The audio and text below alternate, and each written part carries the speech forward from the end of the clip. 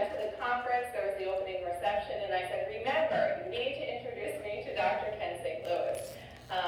So Dr. St. Louis was very gracious. He's, as many of you know, one of the pioneers in North America in cluttering. And he and I had a long discussion. And from there, we continued to correspond about cluttering. And I was fortunate enough that a few years later when he and some of the others in the field of cluttering decided to start the International Cluttering Association, which I'll talk about later, that he asked me to be the coordinator. So that kind of just continued to drive me forward and drive my passion forward. And the goal of the International Cluttering Association is to help people really understand more about cluttering. So before we get into this a little more, I did want to take a moment to thank the Stuttering Foundation of America for their support of this week's workshop and for their support of materials,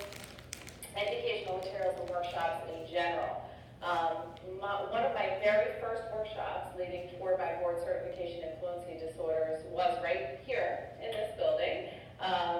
So I know firsthand that you'll be gaining a lot of knowledge and that their support really helps us become more confident and be able to better help people with fluency disorders. And today, as I mentioned, I'm really happy to talk with you about cluttering.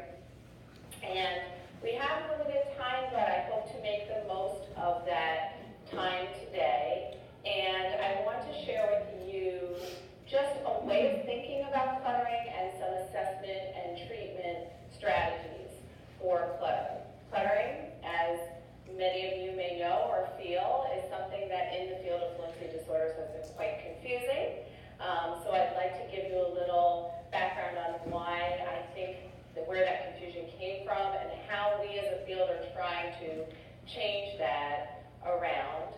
And as I said, I'm still in active clinical practice, so my goal today is to be able to share with you the new information that we have about cluttering and how I use that to evaluate and treat my clients. So, without further ado, these are just my disclosures, and so they're there for your information. And I'd like to talk to you about why cluttering is so confusing, and confusing to the people who have cluttering, why many people have been misdiagnosed, and what we're trying to do to change that. So if you look into the history of cluttering, cluttering was first talked about by Dezo Weiss in Bulgaria, and he wrote the first book on cluttering in 1964. And when he described cluttering, he called it a central language imbalance. He talked about, described this person who clutters, and if any of you have read it, it paints a picture of someone who is very disorganized in their speech. You can't understand what they're saying. And they're also someone who almost has the features of attention deficit hyperactivity disorder. They interrupt people, they're rude. It kind of paints a picture of just a cluttered mess. So that was the first person to write about it, and you see the key word in there being language. So when many people think of cluttering, they think about that language piece. Then we move on a little later, and I'm just giving you some highlights in history. The American Psychological Association in 1987 for their Diagnostic and Statistical Manual of Mental Disorders, which that describes for psychiatrists and other professionals different disorders. Cluttering was in there. And one of the pieces that they used as a criteria for diagnosis was the lack of awareness. That the difference between someone who clutters and someone who stutters is that someone who stutters is very aware of their difficulties with communication and someone who clutters is not. So someone who may be thinking, that's how I figure out if a person I'm working with is cluttering. So that was in there. And then if you fast forward a little later, the World Health Organization described things like rate and phrasing and disfluency. So we've got a bunch awareness, some disfluency.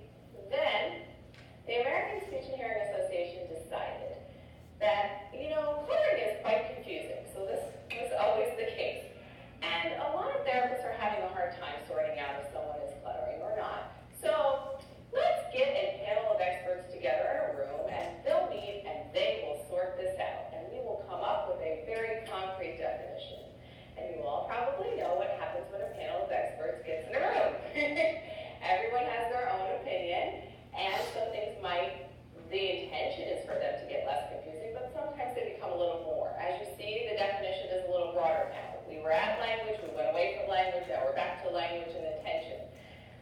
Then we see, a lot of you are probably familiar with Dave Daly and Michelle Burnett, and they were some of the first in the field of clutter to put out some therapy techniques, because they knew that even though we didn't have a lot of research in cluttering, you still had to work with people who might be cluttering, so you needed to know some techniques. And at that time, they called cluttering the cluttering umbrella, and they had about 5 different categories in which the client could be classified. One was language, one was motor, one was speech. So there were some speech and some non-speech symptoms. So again, the definition was becoming quite broad again.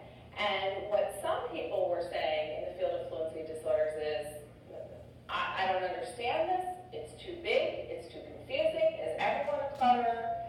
So they actually stopped believing in cluttering, just saying, I don't even think it exists. And some people would say it's stuttering with a language disorder. So there was a lot of controversy. And I myself was definitely a believer that, based upon my experiences, that language was a key component.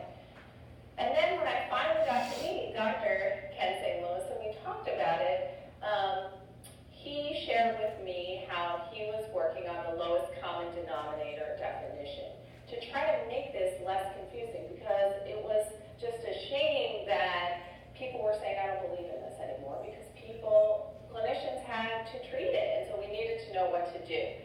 And what happened in that lowest common denominator definition is that we're looking for, okay, we know that some people with cluttering may also have a language disorder, may also have difficulties with reading or writing or pragmatics, but not everyone does, so those things can't define cluttering. They were looking for the things that can just define cluttered speech alone.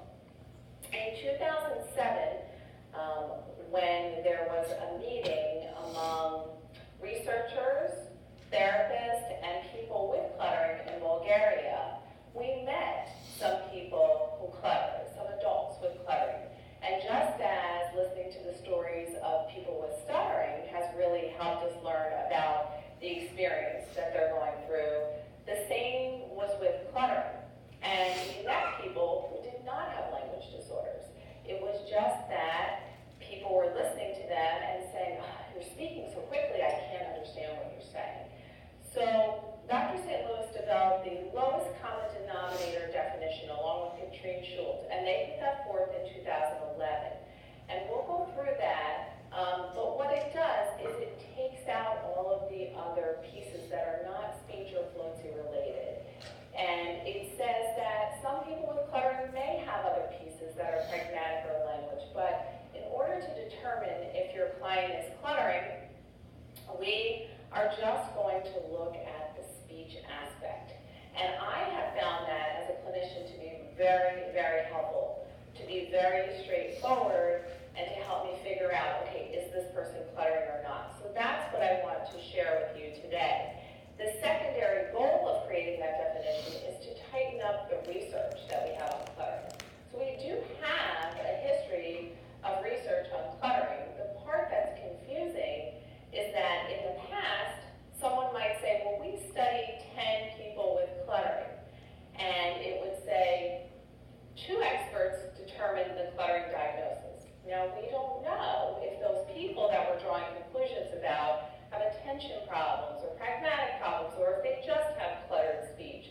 So in tightening up this definition, it's starting that we're getting more research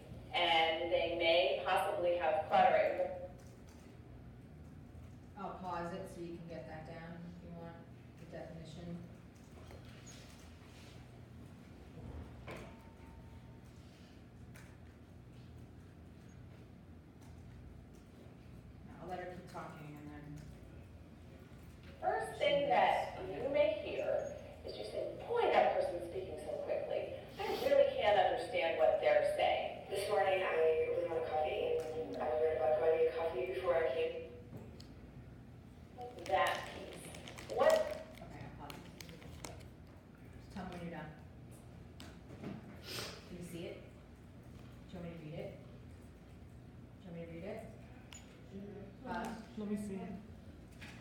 All right, so cluttering is a fluency disorder where segments of conversation in the speaker's native language are perceived as too fast, too irregular, or both.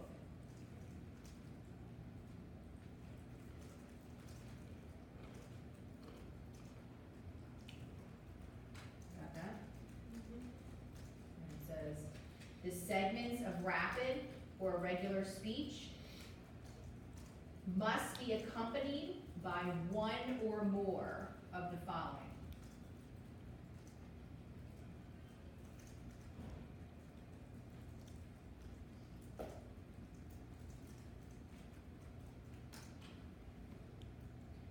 So, excessive normal disfluencies. What does she mean by that? The Odis.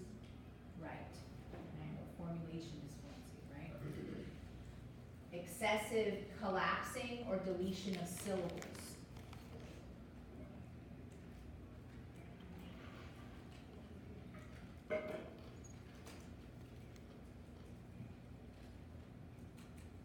Or abnormal pauses, syllable stress, or speech rhythm. That's the most current definition of cluttering. Your textbook doesn't do a great job with it because I just don't think it's just as cutting edge yet with the research. So this is the good definition of cluttering that I want you to know, right? Yeah, what's that? Also, being unaware that you're cluttering is part of the disorder itself. Right. Okay. Yeah, so she'll probably get to that next, but yeah, if the person is not aware that their speech sounds like this. Okay, I'll move on. That's saying is that when someone is speaking and they may possibly have cluttering, the first thing that you may hear is you say, boy, that person's speaking so quickly. I really can't understand what they're saying. This morning I really wanted coffee, and I was worried about going to get coffee before I came here and getting a bagel as well. I got hungry, but I got a bagel and I ate it, and I'm very happy about that. So that was an example. that's the first part. Now note in there's a key word, perceived. We used to think that people with cluttering always spoke at a rate that was faster than average. So if you measured it, it would be faster than average. Some of our current research shows that that's not always the case. It sounds fast to the listener, but sometimes it's because the people with cluttering are not putting in enough pauses. Is that a Catholic school? Yes. Okay. Yes. So then, do they have any kids who need like special support in your classes or not really? Yes, there still is accommodations. Okay. So we do have a few students. They're not bound by the same laws that public schools are bound by, with IDEA and everything like that. Okay. But we do have a few students. I have one student actually that needs extra time on tests. Okay. That sort of thing. So they do accommodate up to a certain degree, but it's not like as strict as IDEA is, where it's not quite that strict. A little more. Right. The school's a little bit more say. Gotcha. But it's more of a college setting, let's say. And they do have an individualized instruction program for to be who has special needs and everything. So they're not putting in as many pauses as the average speaker, and that's making it sound like it's faster than average, but it may in fact not be faster than average. The key is perceived. So it sounds fast to you. The good news as a therapist is that when you're doing your evaluation, you don't have to measure it. I guess the part that gets a little bit trickier is when you say perceived, how do you decide whether or not that's fast? And I think we all have a good gut instinct for that, but I'll share with you kind of how I make those decisions. That first criteria is mandatory for cluttering. So if someone does not sound fast, then they are not a person with cluttering. Okay, that's the Now, if these look a little different than what you have in front of you, that's just so that I don't have to keep switching back and forth between the slides and confusing you. So you can just stay where you are, but I'm going to show you that there are some of the footnotes, for This may be true even though their syllable rates may not exceed those of normal speakers.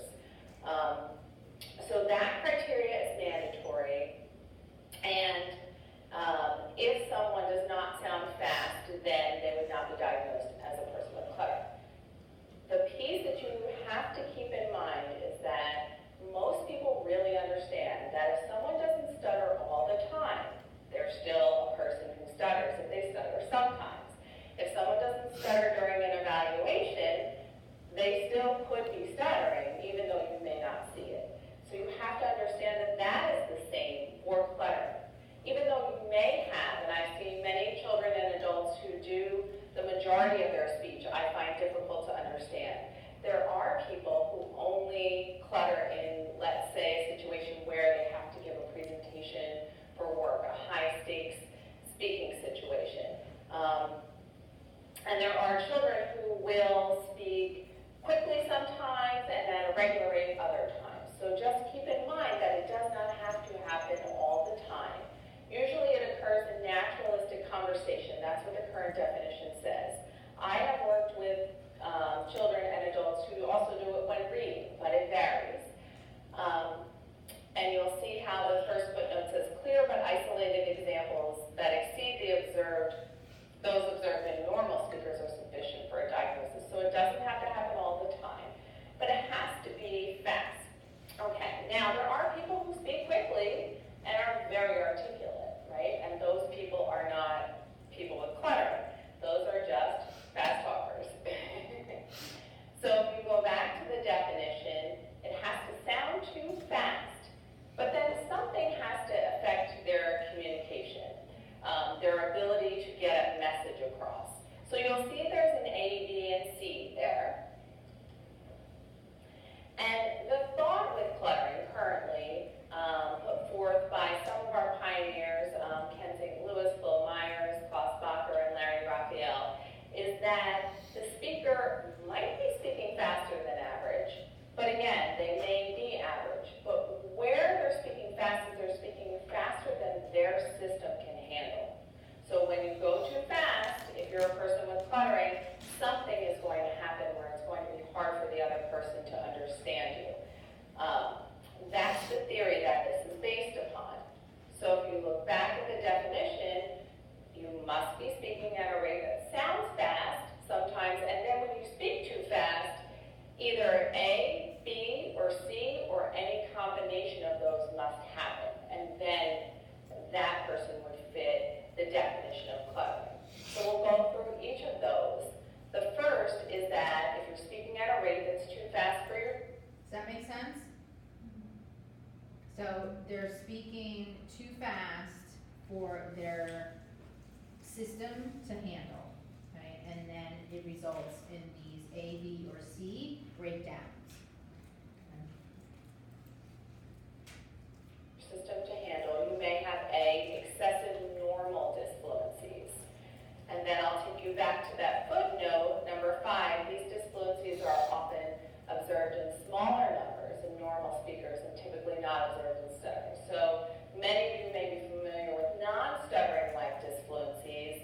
That's more what we're talking about, where someone might repeat a phrase as if they're thinking, they might revise something that they're saying, or put in lots of filler words, ums, uhs, ers,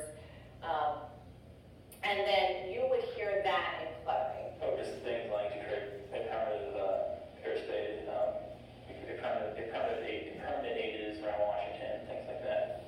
Then I put my shoes on and then I go to the bus stop and then I wait for the bus for a long time. And it comes late, it's sometimes late, most of the time it's late, and most of the time it's sometimes early, most of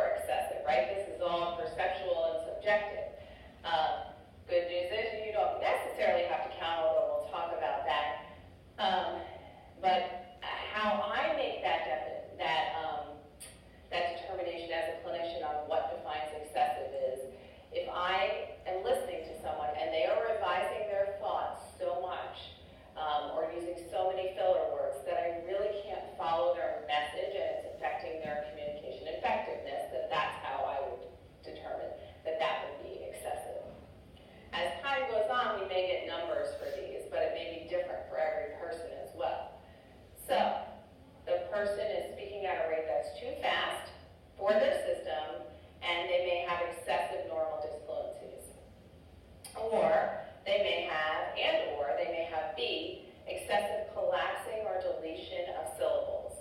Is that all your classes? All I got stuff test this Friday, so. All I got stuff test this Friday, so. All I got stuff test this Friday, so. The formal term for this is over co-articulation. You all know that co-articulation is how the sounds blend together when we're speaking in connected speech. Over co-articulation is too much. So the sounds get pushed together, maybe sounds get dropped out, things get, syllables get collapsed. My layperson term for this is mushy speech. A lot of times parents or teachers may say to you, oh, the child mumbles, right? It kind of sounds mumbly. That is not the official term for it. The official term is over co-articulation, or you make your other words like telescoping or collapsing. How would you like people to react when you stutter? I like to react. I like to react. I like to react. It doesn't mean that you can't be a good student. No, it does not mean any speakers. It does not mean any speakers. It does not mean any speakers. So I had one client who every time he wanted to make a point to me, he'd say, it's like this, and then he'd make his point. But instead of saying, it's like this, he'd say, it's like this. So it just kind of all pushes together. That's that over co-articulation. And if you hear that, and you hear that a lot in connected speech, it makes you say, wait a second, what did that person say? Okay, back to the definition. So we could have the excessive normal disfluencies, excessive collapsing or deletion of syllables, and that again, I determine excessive by how much does it impact their communication effectiveness.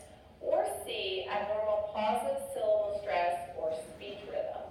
And that one can be a little bit confusing. When I first read that, I thought about in autism, when you hear sometimes the children, their prosody doesn't really sound as you would expect. So I did have a conversation with Dr. St. Louis about this, just to say, is that what you mean, the atypical prosody? And they said no. It was more, what this is that if you think about how I said earlier, a lot of people with clutter don't put as many pauses in as the average speaker. When you're not putting in pauses, you're not giving yourself time to take a breath. I'm not very good at simulating this, but I will try. If I try to say something to you and I want to say something and I keep talking and I don't take a breath at a grammatical boundary, then maybe I will take a breath at a place that you say, wait, I don't expect you to pause there, because they're going on so long that when they end up taking a pause or a breath, it ends up being in a place that you don't expect. And that makes them sound a little bit choppy or spurty or jerky. You'll see that in the definition as well. A few of the students definitely like to push the envelope a little bit, but they're still, we'll still listen to you. They won't really give you a whole lot of Right. input or anything. Right. But there's a little bit of that. Big thing is just keep them engaged. Yeah. If they stay engaged, then Yeah, that's your whole battle, right? Yeah, exactly.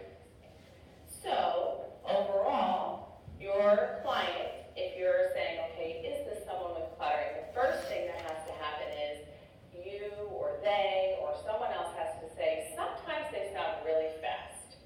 And then the next thing is, someone has to say, and I can't understand what they're saying. And then the third thing that has to happen is that either A, B, or C, or some combination is happening. You're hearing lots of non-stuttering like disfluencies, and that's why you can't follow them. You're hearing lots of over-co-articulated speech, and that's why you can't understand what they're saying, or they have pauses in these places you don't expect. So again, it's kind of hard for you to follow their flow. And that is the current definition of cluttering. And I'm sure that over time things will evolve, but that's where we are right now. Again, remember the idea is that someone is speaking at a rate that's too fast for their system to handle. And so their communication is breaking down. All right.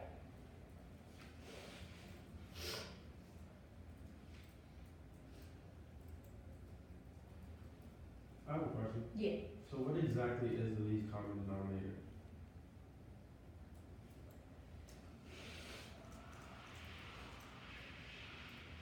What do you think it is? I What think, idea do you have? I think it's the fact that they're not aware of it, in my opinion. Cause I feel like that's the only one that's subjective.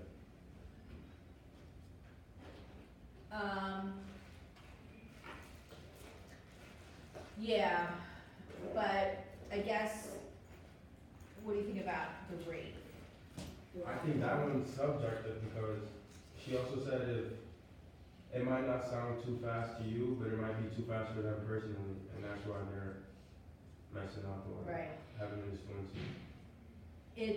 And she said it, she says the abnormal pausing, so almost like it's like they're rushing, Yeah. trying to get out what they're saying, and then they're pausing at weird times.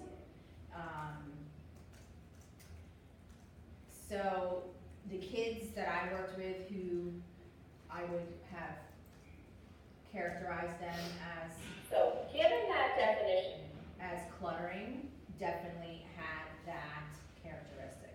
The abnormal quality. Yes. Okay. And that sense that when you're listening to them, it sounds like they're rushing way too much than their system really can handle, and one child we have here in the clinic, he had excessive revisions, repetitions, phrase repetitions, whole word repetitions kind of thrown in there sometimes, stops and restarts. That was his A, B, or C, or, the other elements, along with the fast rate. The other child I worked with at Lehman College when I was there, she had excessive use of fillers, along with that really fast rate. So, and both parents thought their kids stuttered. So that's what and then again, both kids were not aware they were doing it. So yeah, awareness, and I think along with the rate thing, I would say, are the two biggie characteristics. and now that we're all on the same page with that, I wanted to talk to you about how I take that definition and it helps me decide, is this person cluttering or not? That's always been something where I get lots of questions about that. I have a client, I don't think they're stuttering, I'm not sure if they're cluttering. And before this definition, I felt that it was really hard to pinpoint whether or not they were. But I think with the definition, it makes it a lot more straightforward. The actual methods that I use clinically, my biggest piece of my evaluation is to get a really, really good speech sample, because that's going to give me so much of this information. So I will have the client read, I will have the client do conversation, perhaps tell a story or retell a story, have them talk about things that they're interested in. And I usually will ask them to talk for a minimum of about 5 minutes, because I feel like that gives a good sample. If it's children, things that they're really interested in, like video games. If it's an adult, something that they know a lot about, that they're more passionate about, because that's when you start to see more of the cluttering come out. You can also use expository discourse, which is where you might have them watch a video, some type of new informational video, or read some new information, and then they have to teach it back to you. Sometimes that will bring it about as well. It may not if they have to think a lot about what they're saying, because if you think about, well, if I'm thinking about what I'm saying, I might actually be slower. So you want to be able to elicit that rapid rate. I find often things that they're very interested in are helpful for that. So I gather those samples, I record those samples. And then I look back at the definition, and I look back at each one of the criteria, and I say, okay, does this client meet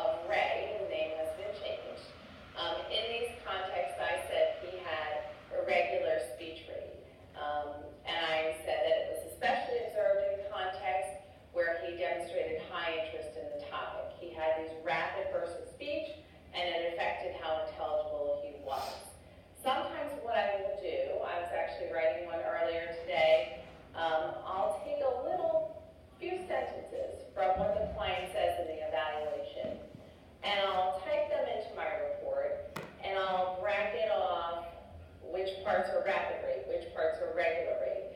Just so the reader can get a flavor for, okay, this person is alternating between rapid and regular rate, because that's what could happen. I'm talking to you and I'm talking really fast and I'm really excited about this topic of cluttering and I really want to talk to you about it, but I realize that like I'm getting all these confused faces and they're going, what is she doing? She's talking so fast, I can't understand what she's saying. So now I'm going to go back to this rate and you're thinking, okay, she was just talking really fast and now she's talking at a different rate. Sometimes that's what you'll see with your clients with cluttering. I just had one boy who I evaluated when he was reading. He would read at a regular rate and then all of a sudden he would speed up when he would be able to read a part of it more quickly, and then he'd slow down again. So you just need to look and say, okay, is it rapid? Is it irregular? Does it kind of go back and forth between rapid and regular? And make that decision. Remember, that's mandatory. Is there anyone who can speak slowly and be a clutterer? We don't think so. There are some interesting case studies out there, but to this point, we think that it has to be rapid, too rapid for them. Then we look at the other criteria that we mentioned, the excessive non-stuttering like disfluencies. What I do here is a disfluency analysis, which can be a little bit time-consuming. I definitely realize that. However, I feel like it really helps give me a picture of what's going on, so I feel like it's worth doing in the beginning, because then I'm not questioning session after session, well, are they a person who clutters or not? So I try to get that out of the way at the evaluation, and just to put us on the same page, what I'm doing is taking maybe a 500 syllable sample like you would do for the stuttering severity instrument of their speech, and for stuttering severity instrument, they're only looking at the stuttering like disfluencies. So they're looking at the single syllable repetitions with tension. They're looking at part word repetitions. They're looking at prolongations. They're looking at blocks where the sound gets up, right, either with sound or without sound. I don't believe that they include broken words, and broken words are more where there's just kind of a pause in between, so broken, but that's something that is debatable in the literature right now as to whether or not that's stuttering like or non-stuttering like. So if you consider the first three, your stuttering like disfluencies, and then we mentioned about the non-stuttering like disfluencies. Stuttering severity instrument does not do the non-stuttering like disfluencies. However, because I'm looking to assess whether or not this person is cluttering and not stuttering, I am going to count what percentage of their speech contains those disfluencies as well. Also, sometimes stuttering and cluttering can go together, so we want to be able to look at, is this person stuttering and cluttering, and how do they interact, or are they just cluttering? So, for example, this is an example of a client where I looked at an example of their conversation, 500 syllables. And again, there's no specific formula, but I feel like when I'm writing this for the reader and I want them to understand what might be happening, I can say, look, there's so much less stuttering like disfluencies than there are non-stuttering like disfluencies. And that helps you make a case more for the excessive non-stuttering like disfluencies. In the case of this client. Okay, so this is like flipping things around, okay, from everything we've been talking about this semester, okay, where we would diagnose someone with stuttering when obviously their SLDs were much more, okay, than ODs, right? But now they're flipping the tables and saying now the ODs, or non-stuttering like SLDs, are the highest, where then what we might say is an SLD is very low. Does that make sense with cluttering?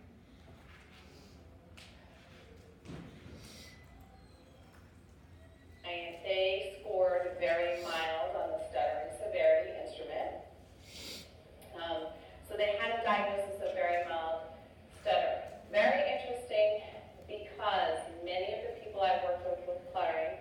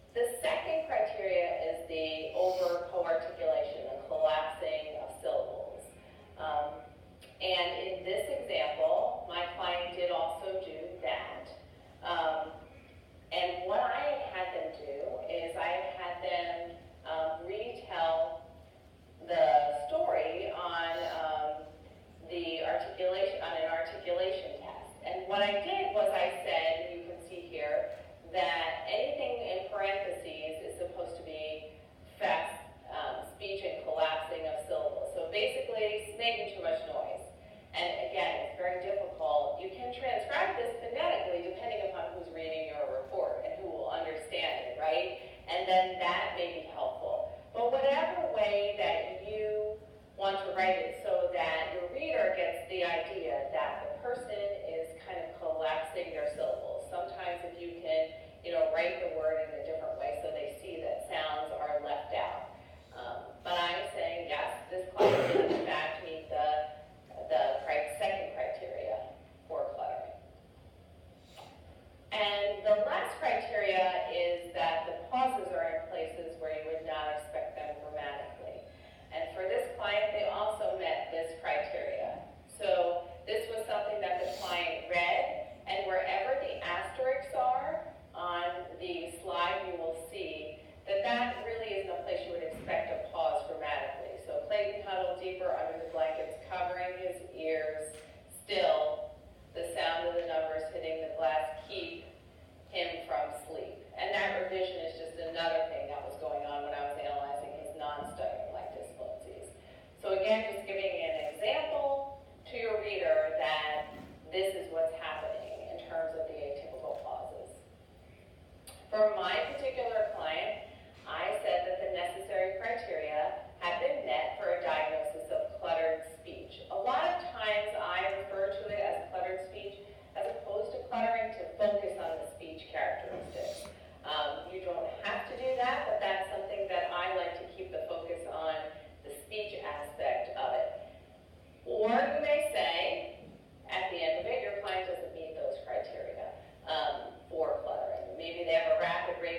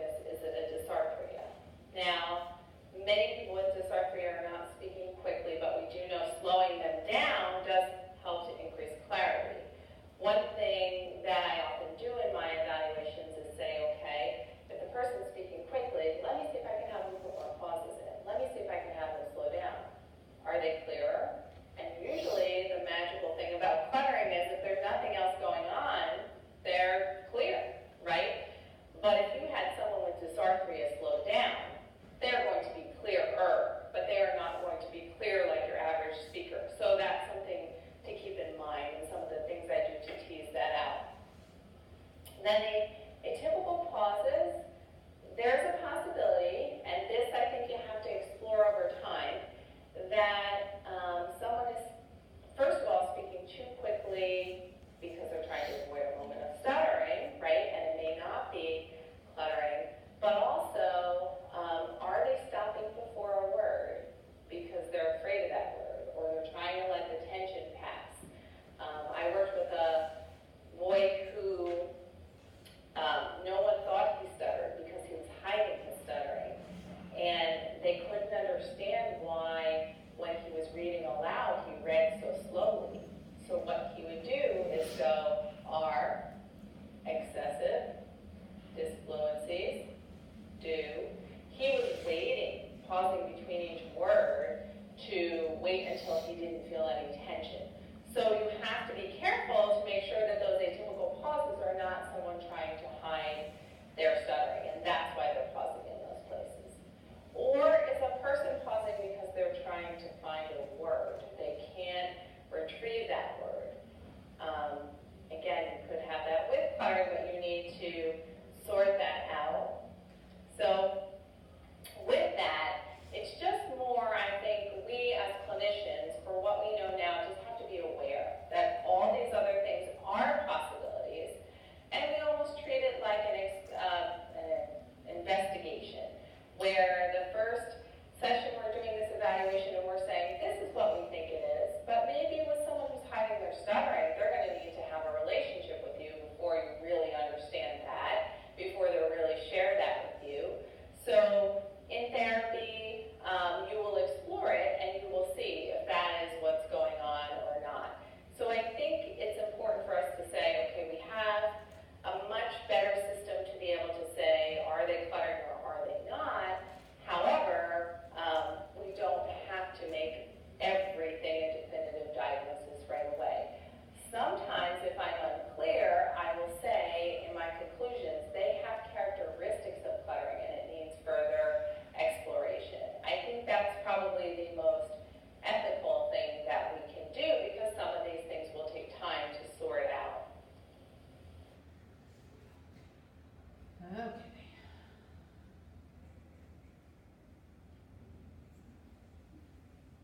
Alright, so I'm gonna stop here at the video. Who's that in the back? Eric. Thank you. Okay, so questions? She said people can stutter and clutter at the same time. Apparently so. I have not met one. That doesn't mean anything, but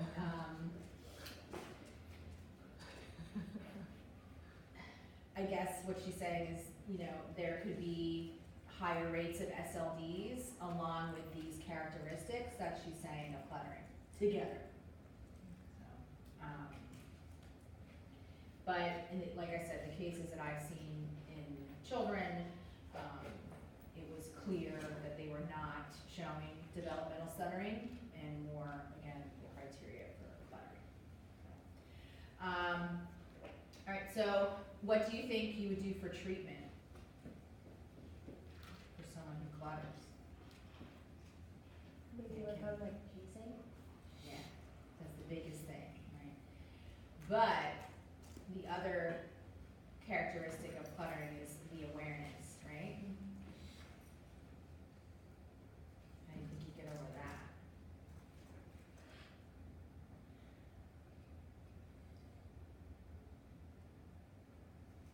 You have an idea? No, I don't. Okay. Well, I don't know, go but you ahead. show them like, I mean, if they hear like normal, typically level speech all the time, I don't think they would think it was different from there, so that would. Yeah, so it's like, that's a cognitive thing. It's a tough one. Like these Yeah. cases I've had, they were tough. They weren't like, I'd rather take on someone who's had severe stuttering disorder, to be Yeah. honest, in these cases, because they were not clear cut. And yeah, so go ahead. Okay. Maybe auditory feedback. Say that again. Auditory feedback. Would you have the like listen to like their own speech and say like, oh, like where do you think that like you were fast? Yeah. What do you think you saw? Or like compare and contrast Yeah. their speech to typically normal speed rate? Yeah, that's one idea. The other technique I used, was to have them self-evaluate, right? So I'd have them speak for a minute and then rate their speech. Was it too fast? Was it slow? Was it just right? Okay.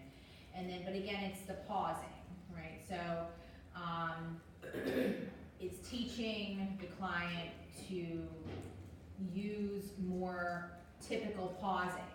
So it's not like necessarily they're saying always that they're speaking so fast, it's that, again, they have irregular pausing. So, what do you think you would do to address that? You probably have to break it down to, and just compare and contrast. Like, this is what you're doing, this is normal fluency. Yeah, so how do you do that? What would you do with the kid across the table from you? Can you pseudo clutter?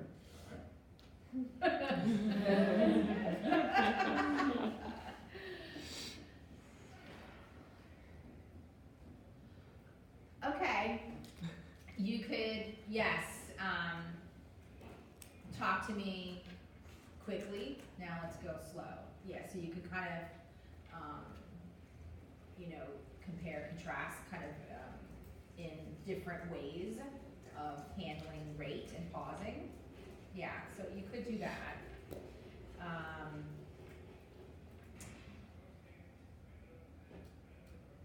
Any other ideas? For pauses, can you have like a passage and then mark where like they should stop, take a breath, and then keep going? Yeah, so I use reading to kind of help them feel what it's like to have good pausing and pacing, and then we gave visuals at first, to show them where they should pause, and then practice that over time so they kind of feel what that's like, and then fade those visuals, and they'll see if they can hold that as they're reading, and then go into conversation. So that was our,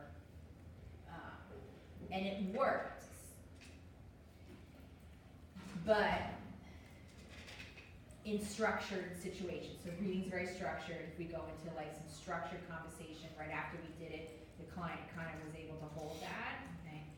But because of the lack of awareness, what do you think happened when I asked them to tell me, what happened on the playground today? Just generalize. I had a hard time with it, right? So,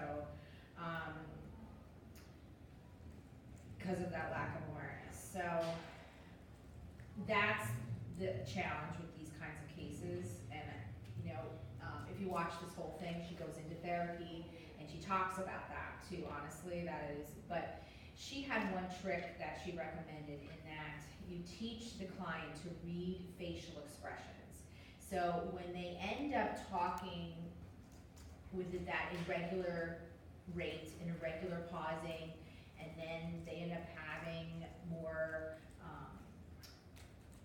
other disfluencies or collapsing syllables and those other A, B, and C, D, okay, characteristics, then people start to go have confused face, like, what are you saying, So what happens is with someone who clutters, they're not reading the other people's kind of facial expressions or nonverbal language, so that for them to say, oh, like up here, oh, you're not getting what I'm saying, I need to slow down, I need to, tell you this over again. So you're teaching the client to have that awareness of that nonverbal language from the listener.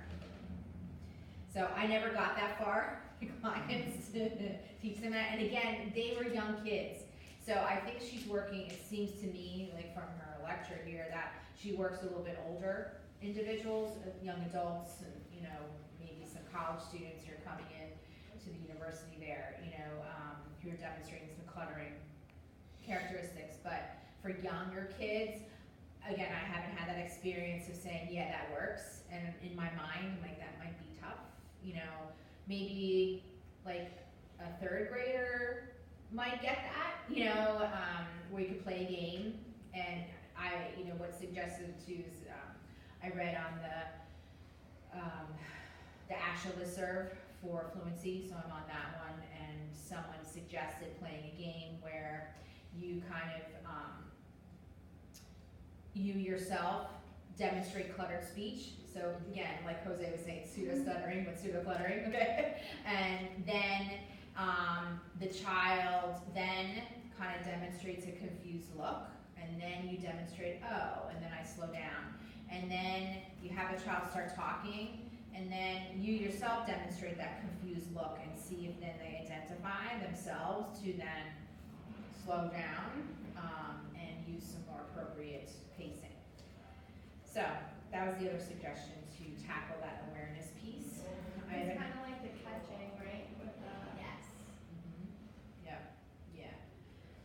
So there's sort of like modified techniques from stuttering therapy, but to kind of address specifically those characteristics of cluttering. So you saw, in our examples of therapy, that reading is used, to work on, using specific techniques, so it would make sense that we probably maybe would use reading also to work with someone who clutters, but then to teach them where they should be pausing according to grammar, where you typically pause. Okay, so.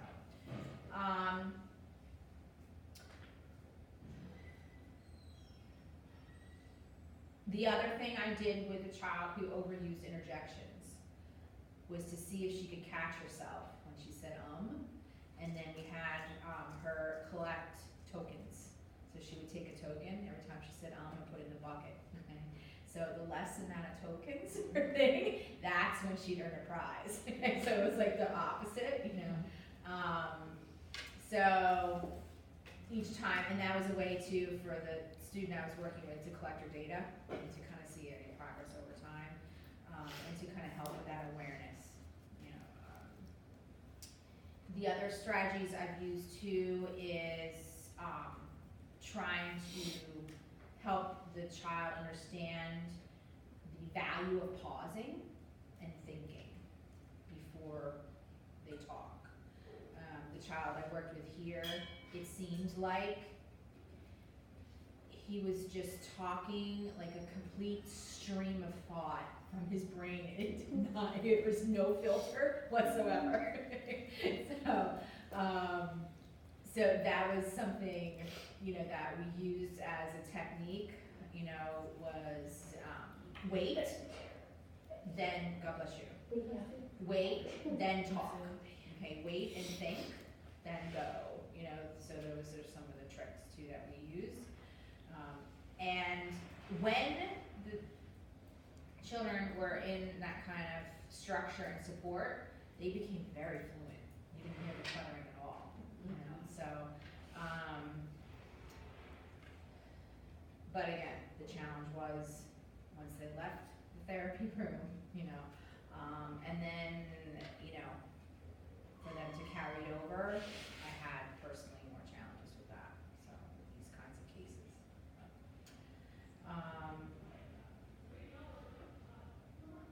Any other questions? It's interesting. They're interesting cases if you ever have the opportunity to work with someone who does demonstrate it. Yeah. Is there ever a correlation of like pragmatic disorders and cluttering? Because like if they're not aware that they even have the clutter and then they can't read the facial features of people, Right. like I just didn't know if there's any research that that. In particular, the child who came here to this clinic, I definitely would say he had some hyperactivity, attention types of issues. And it's interesting, his history was language delays, okay? And he actually came to the clinic when he was 3 for phonological delays. So he wasn't stuttering back then when he was 3 and 4 when he was here at the clinic. So then all of a sudden, 4 years later, parents called the clinic again and say they want to bring him in because he's stuttering. And we went back and pulled the file, and I actually did the evaluation when he was 3 and he was here. And I'm like, oh yeah, I remember this kid. And then I recommended therapy for articulation. And we're looking in the file, and he was here for a year, no evidence of stuttering. I'm like, no, the child was fluked, when he came in, when he was 3 years old. So I'm like, this can't be stuttering, So, and, it was right. So we classified, him as, and again, but I didn't nail it the first time he came in the door. It was more like I'm watching him, and I'm like, he's just fluent, but this is, and because he was so rapid when he first, I would say he was here for a year and a half. He made progress. I would say from the first time he came in the door, we first saw him, to when he left, he definitely made progress, where he was much more intelligible. You could understand what he was saying. Speech didn't sound perfect, but when his speech was so fast and rapid and had these weird bursts and then his stops and revisions, and he still had some word repetitions in there, it sounded like stuttering. Like at first when I was hearing it, but then I was hearing all these other things. So at first I said to the dad, I said, well, he's definitely has, I said, a mixed bag of things. So I sold it. I said, a mixed bag of disfluencies. And I said, there's a lot of, I would say, formulation, language-based disfluencies. I said, I'm also hearing maybe possibly some stuttering too. So that's how I kind of described it with my first take on this kid, And then after we worked with him over a semester, by that end of the semester, I then gave him the diagnosis of cluttering. So it was sort of what she said, you kind of sometimes need a little time to kind of work with this client to really make sure, you're giving the right diagnosis. So, all right. Where are slides?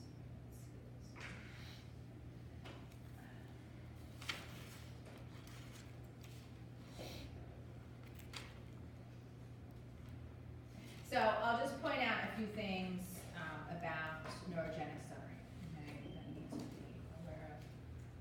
How is that doing? Is it still going? Is that recording? Yeah. Okay.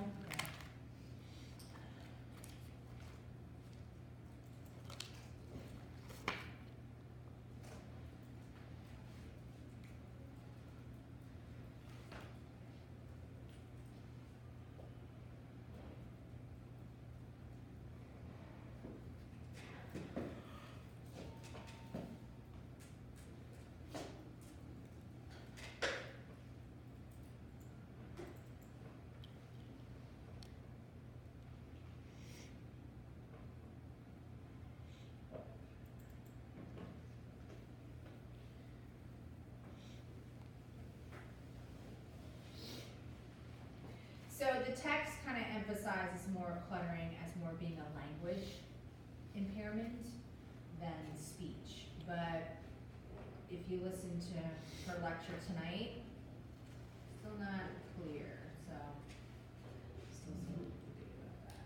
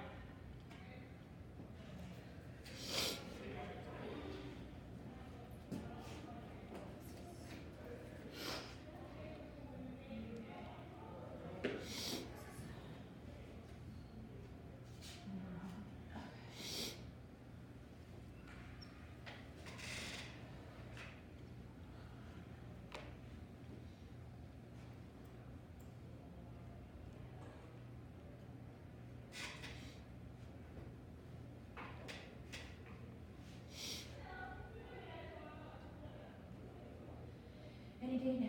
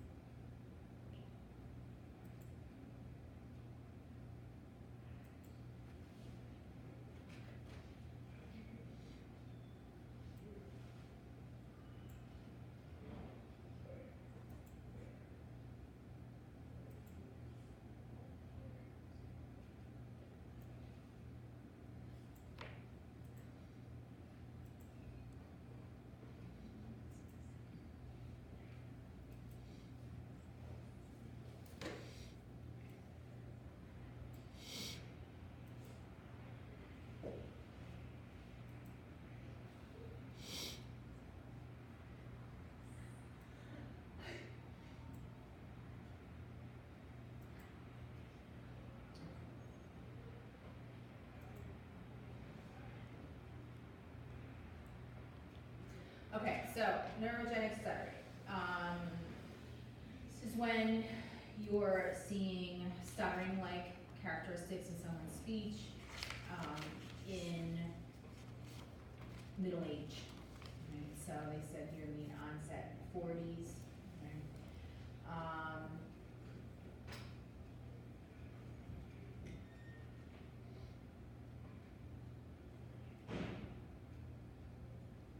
They said there might be a chance of someone having a relapse after successful therapy,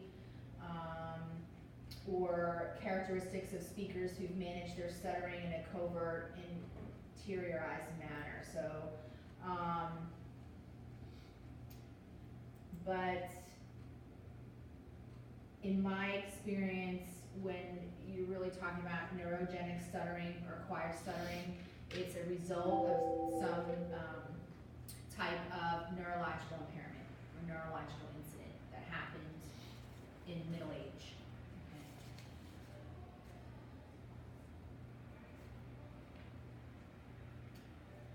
So with neurogenic stuttering,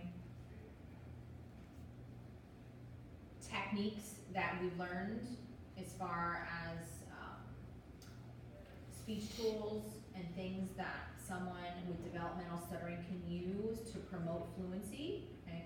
Those particular techniques do not result in significant improved fluency. So that's how you kind of also can do a differential diagnosis between developmental stuttering and acquired neurogenic stuttering. And fluency does not improve during automatic speech tasks. So during automatic speech tasks, if someone has developmental stuttering, you're going to see an increase in fluency. You might see stuttering on medial or final syllables of words. When do we see typically stuttering in developmental stuttering? Initially. Right. Okay, so it's kind of like the opposite when someone has neurogenic stuttering.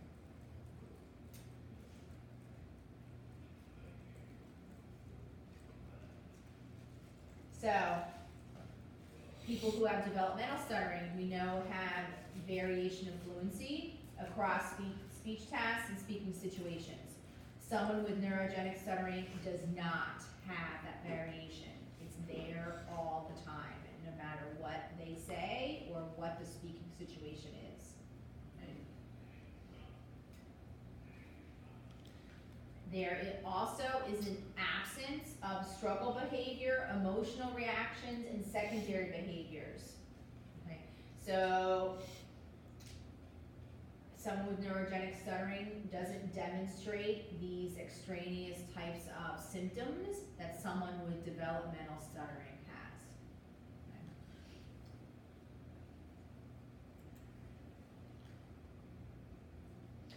So, in my experience, it's been associated with head trauma, stroke, surgery, drug use, or anoxia. Again, some type of neurological incident.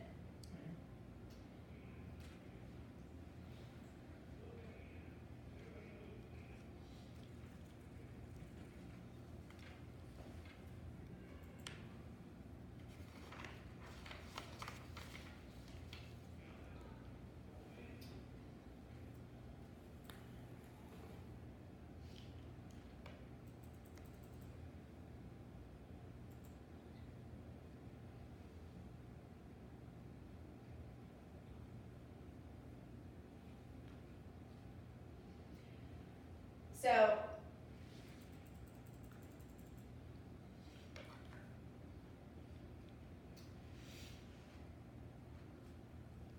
in order to do, again, a good differential diagnosis,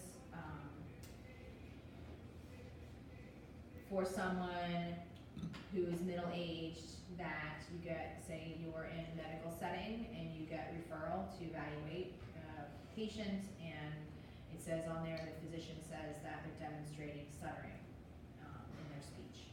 So, you go in and now you have to determine, is this developmental stuttering or neurogenic stuttering, right?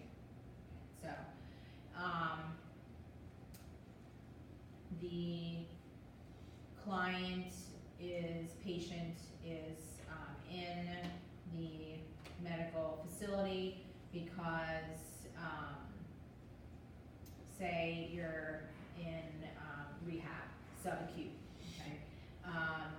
And the patient is 8 weeks post-onset, left hemisphere CBA. So, what are you thinking?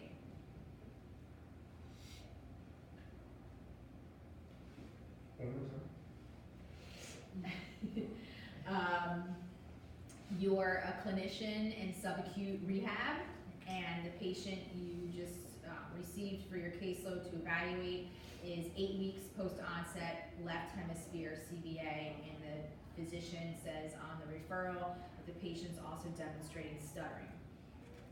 What are you thinking? There might be other language issues since it was on the left side. Okay. What area is the CBA? Do you mean like, is it acquired or developmental? How do you figure that out? Yeah, and it could be a Broca's aphasia, right? And like you're saying, it might then look like dysfluency, but it's really like Dr. Scalar Scott said tonight, it's really excessive difficulties with word finding. Maybe, yeah, could be that. Do you have access to like a pre-language check or something like that? No, Or case history? no. Because the client has significant, communication, some communication impairments, trying to speak. The doctor thinks they're stuttering. But yeah, with an adult who's middle-aged, you're not gonna have any case history, you don't have anything like you would with a child, or be able to talk to a parent or kind of gather information about the background and history and all of that. So with an adult, you're not gonna have any of that.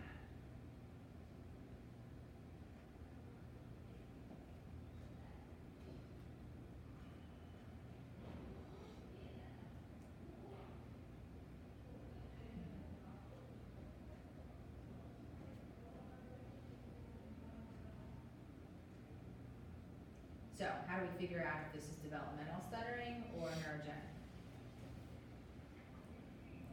Based on kind of what we just reviewed. Maybe we could see like if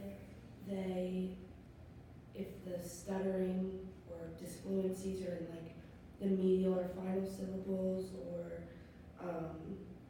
there's variability across the speech tasks, like look for those characteristics and like just rule out different possibilities. Right, so what would you do to do that? The assessment. Yeah, so what's your assessment? You can give them the automatic speech test if they're capable of it. Okay, so do some automatic speech tasks. What are those, what's an example of automatic speech task? Like numbers, counting 1 through 10, Okay. the months. Months, days of the week. Yep. Okay. So they're stuttering on saying days of the week and numbers. Now what are you thinking?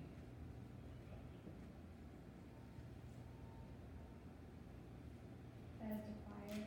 Yeah. Does that make sense? Yeah. And now I gave you a good, like, heavy medical background of someone with an acquired situation, had a stroke, CVA. Okay, so it would make sense then that the stuttering is related to that incident. Okay. Versus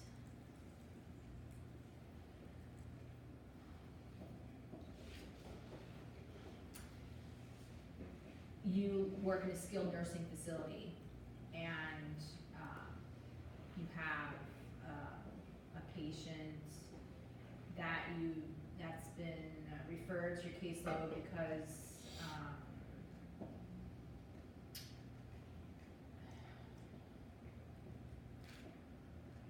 they've been diagnosed with early onset dementia. And it also mentions there that the client stutters by the doctor, and they want a speech evaluation. And the patient's been at the skilled nursing facility now for about a month.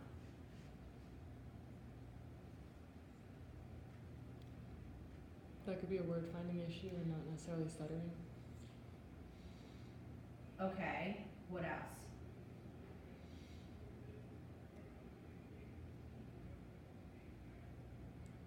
You said they have dementia, so they might not be able to do these tasks anyway. If it's very progressive. Yes, okay, so I'm gonna say that they have,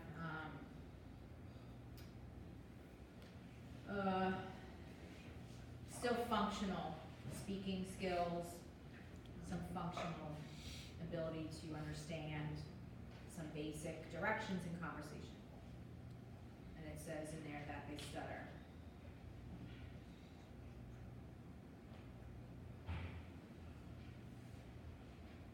So they've probably been stuttering pre-diagnosis. They might. Yeah. So this is why I gave you a different kind of diagnosis for an adult, okay? So it's possible that this person has developmental stuttering and now they have dementia. Do you see the difference there? Okay, that's why I kind of gave you that. Or it could be the dementia that's affecting the neurology and now they have acquired. You don't know. It could be either one, okay? So you have to do a lot of these different tasks. Do your speech sample, okay? And then try some therapy activities of fluency shaping and see if that makes any difference. If it starts to, then, and then I would try to talk with some other family members and try and get some background to understand if stuttering existed before the diagnosis of dementia. Okay, and that will also help you, but sometimes you don't always have access to other family members, it depends on the person's situation, if you're able to get that or not, so.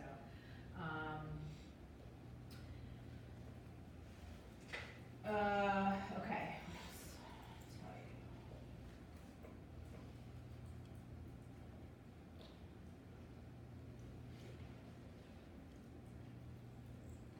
Okay, so they give you a suggestion here. There is a formal tool assessment battery for acquired stuttering in adults.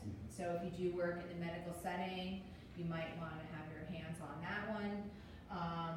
But it's kind of what we just talked about. You do a case history, see how much you can gather about the person's background, to understand if this is developmental or neurogenic. general communication functions. So we said that you take a good speech sample, okay, and characterize stuttering, what's happening, okay, if there's variability, if it's not, okay, that's another marker, right? And also their assessment of attitudes. So remember we said that someone with neurogenic stuttering doesn't have all that struggle behavior, intention, and secondary behaviors. So that's another thing to assess, okay? Someone with neurogenic stuttering, it's more rapid onset, okay? It's just, it's recently starting to happen, okay, mid-age. So they're not gonna have a well-developed under-the-water iceberg, so to speak. So, you know, they might be frustrated with their just lack of ability to be fluent and maybe communicate, but they're not gonna have all of that emotional baggage yet, okay, about stuttering.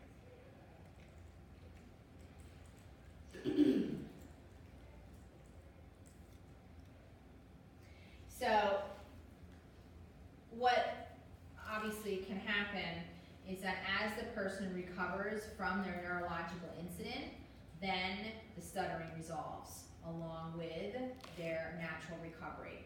Okay, so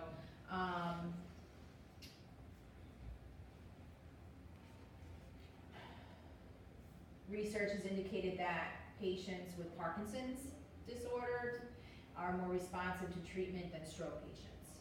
Okay, so, again, traditional therapy approaches for developmental stuttering are still used with this population, but I don't think if, you know, depending on the situation, your results, I can't guarantee that you're gonna have good outcomes, okay, if the neurological situation becomes more chronic or permanent, okay, so,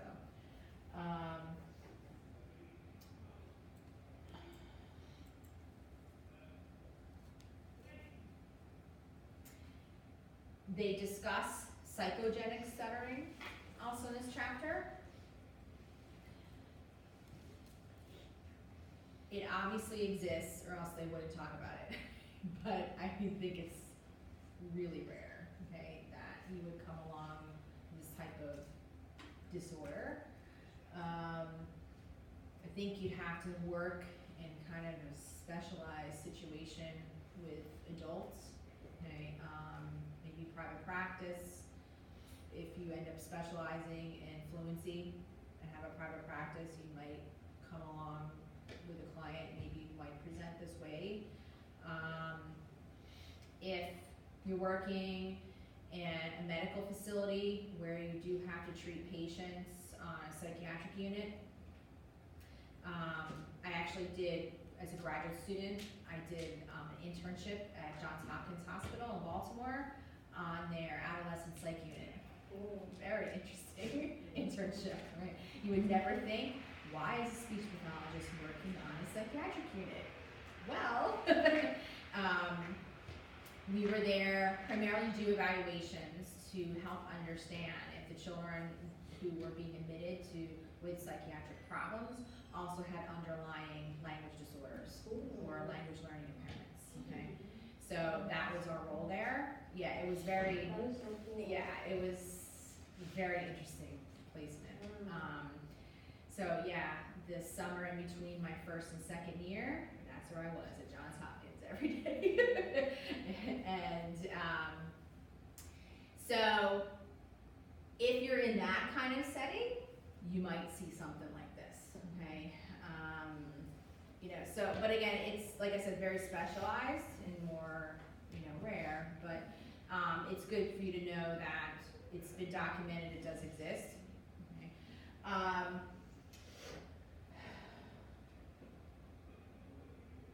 The thing is, they're, with psychogenic stuttering versus either neurogenic or developmental, okay, the difference is, what do you think? What do you think is the huge difference between psychogenic stuttering and developmental or neurogenic stuttering?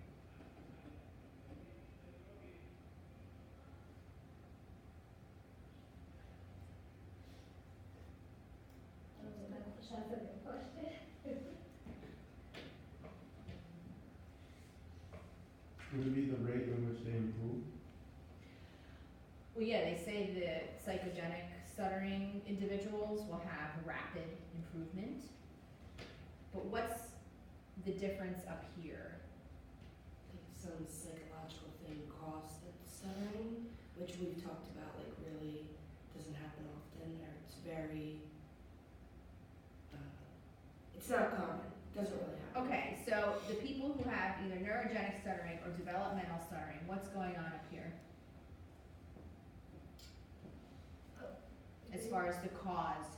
I'm gonna say that something's not connecting correctly, something didn't develop appropriately, like before, like within the womb and as they were growing up, I guess, something like that. Okay, yeah, Like, if they you're had, on, like, or in with it. right, you're on the right track. So we talked about all the recent evidence, right, of what the cause is for developmental stuttering, and it's neurological basis, right? And you remember chapter 3 way back when, right, all the theories of the causes of developmental stuttering, and we came to the conclusion that it's a multifactorial dynamic situation, but there is a strong evidence of neurological differences, right, in people who have developmental stuttering. Okay, so there is a neurological basis of why they speak the way they do. Okay, so with psychogenic stuttering, does that exist? No. No. So their neurological system is intact for speech production, right? So, so then if you gave them some therapy, it makes sense they have rapid improvement, right? So it makes sense, yeah. And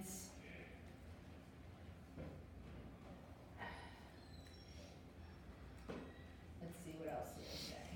Yeah, they say it can be situation specific, so I guess if something is very psychologically traumatic, it can manifest in stuttering.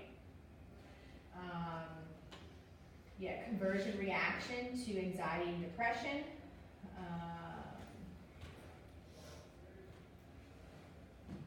So once they disclose emotionally sensitive information, so almost like as if they were getting some type of counseling or therapy for their psychological situation, then fluency improves.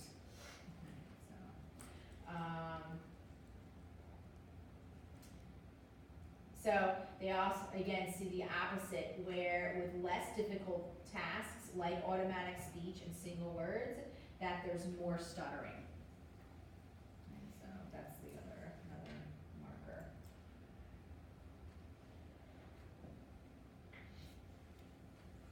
So this is one where there isn't a whole lot of suggestions for us.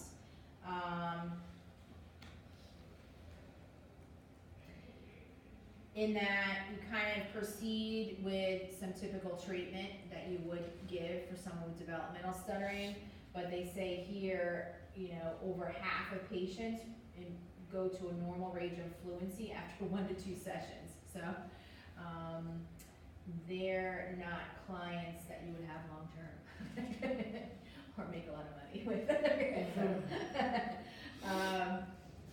So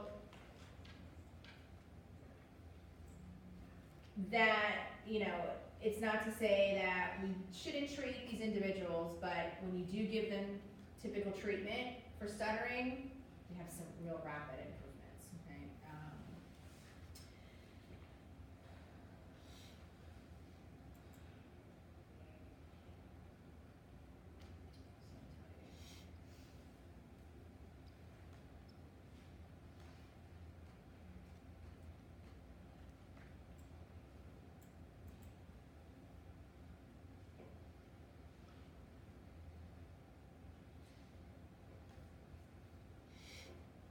All right, so just some other ways to have a differential diagnosis here.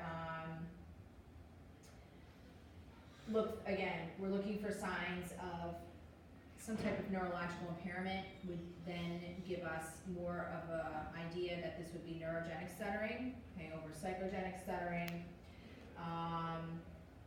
looking at more of a psychological interview to then determine if there's specific psychological issues or difficulties in certain situations, or past situations that have been traumatic. Right.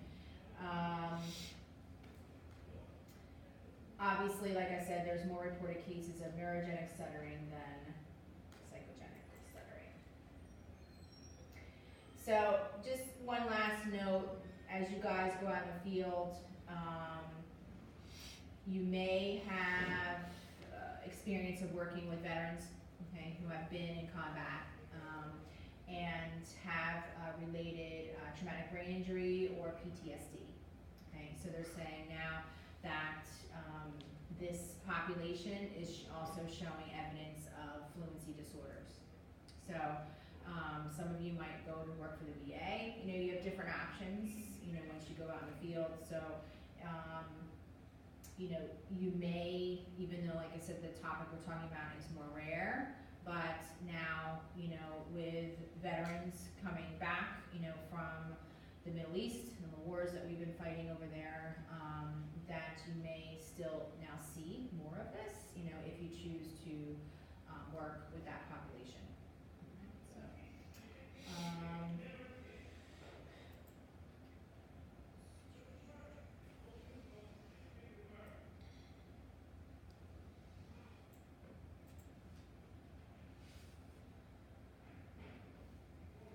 all right, so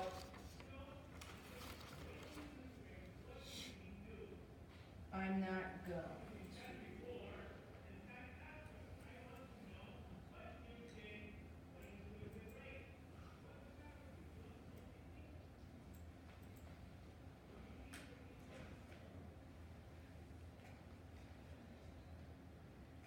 All right, so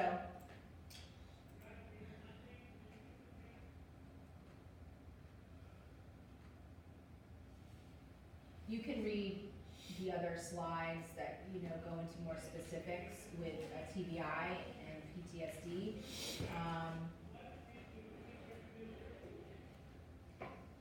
So slide 45, okay, gives you ideas here for assessment for this population.